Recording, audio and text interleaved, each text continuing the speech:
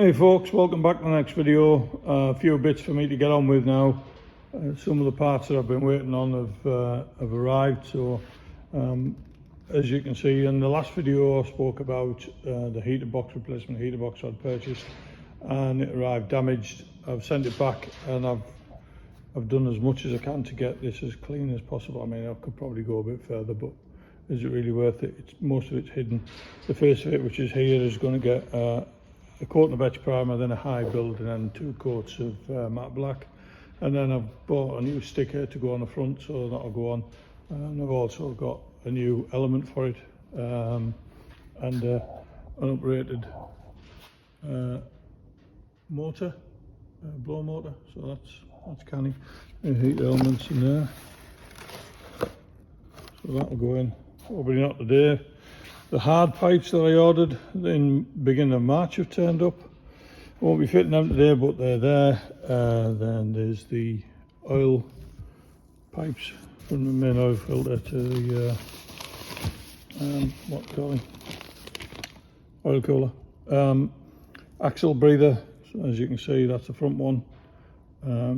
So I need a 12-to-1 tap to tap the axle so I can fit that, and that's an overlong one for the rear, so I can bring that up and put it on the P-clips onto the bulkhead with the other two, and the spare brake line that I was missing, so I'll get that fitted as well today.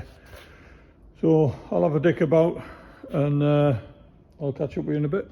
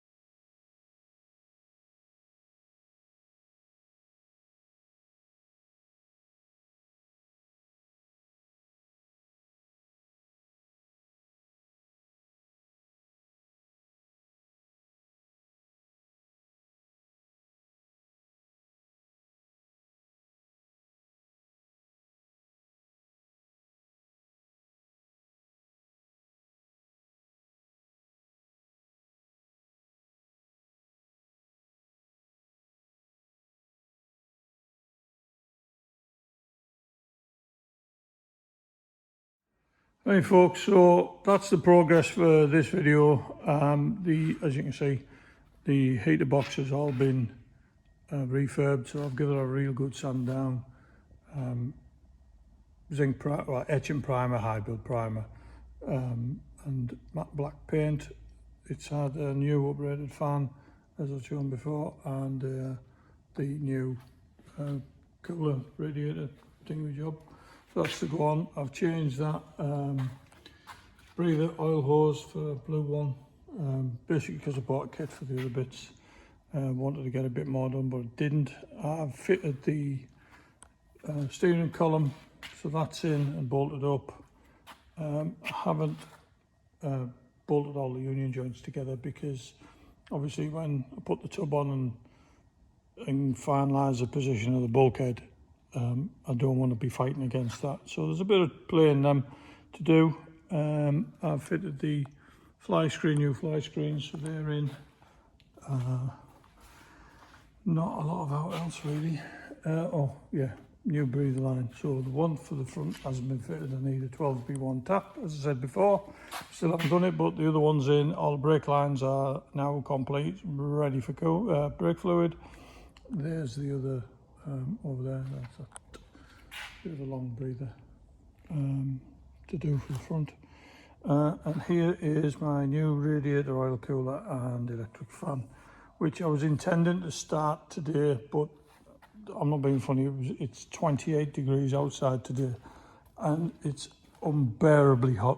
And this place, because it's a big steel roof and steel clad building and brick and concrete full of steel trucks, it gets hot and it keeps hot to the point where you know it's just too much.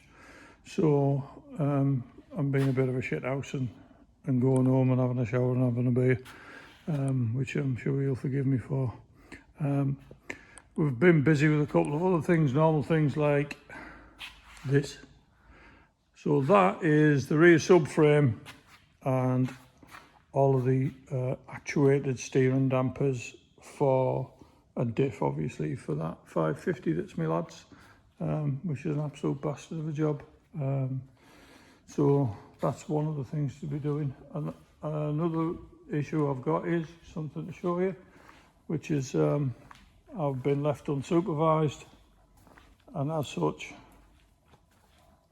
I've bought another project, and there she is in all of her beauty. So this is a Land Rover 88 Series 2A from 1964. It's in very sorry for itself condition, but it's complete, and they're quite rare now to get them complete. I mean, also completely rotten, but there we are. It's got the alu, whatever it is, type paneling in the straight as well. There's a couple of little dings. There's one there, that'll just come out, that'll be fine. It's been painted with emulsion, as you can see, just flaking off. So that's all to do, but everything's there. 2 1/4 petrol engine. That'll go again. I'll strip that and rebuild it, no problem. I'll show you inside that. Got the original Lucas windscreen wiper system in there. Jackpot. You can see it's not in great fettle, to say the least.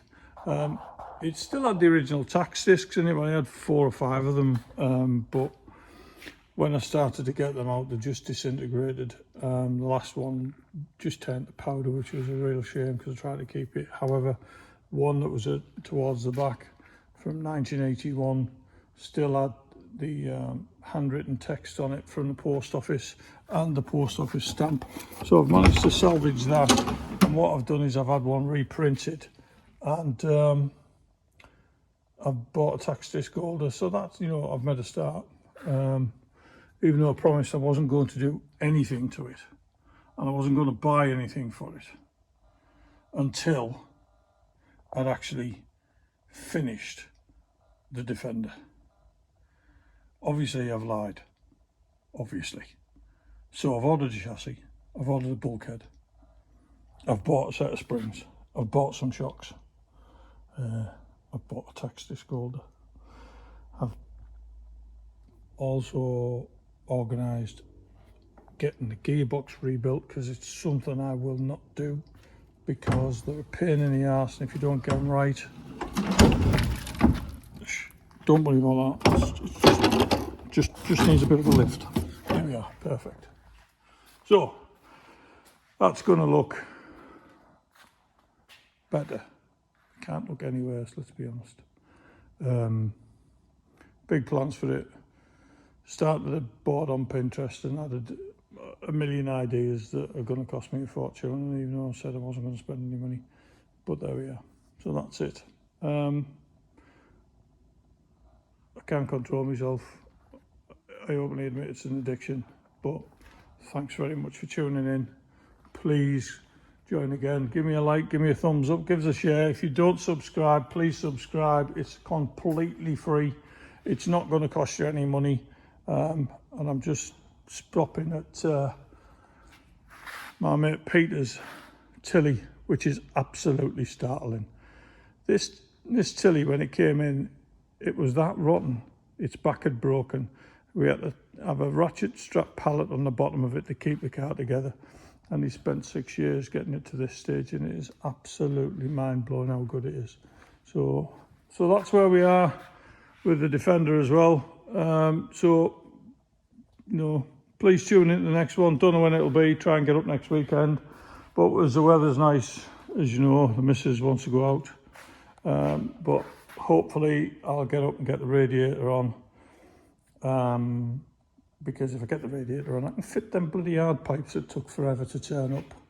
And the oil pipes and all the rest of the shite. And just start taking some more bits off. Again, I'm babbling. Thanks for watching. Speak again.